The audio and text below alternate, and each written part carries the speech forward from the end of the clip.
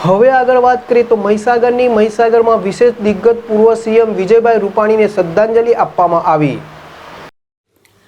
12મી જૂનને ગુરુવારના રોજ અમદાવાદમાં ગોજારી વિમાન દુર્ઘટના સર્જાઈ હતી।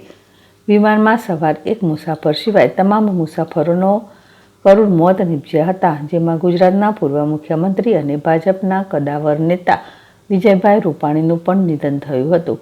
ગુજરાત સરકારના કેબિનેટ મંત્રી ડૉક્ટર કુબેરભાઈ ડિંડોર દ્વારા સંતરામપુર તાલુકાના નાની સરસણ ભિલોડિયા મહાદેવ મંદિર પાસે આવેલા તળાવ કે જે તળાવ અને મંદિરને વિજયભાઈ રૂપાણી મુખ્યમંત્રી હતા ત્યારે મુલાકાત લીધી હતી। તે સ્થળે સ્વર્ગીય વિજયભાઈ રૂપાણીને શ્રદ્ધાંજલિ આપવાનો વિશેષ કાર્યક્રમ યોજવામાં આવ્યો હતો।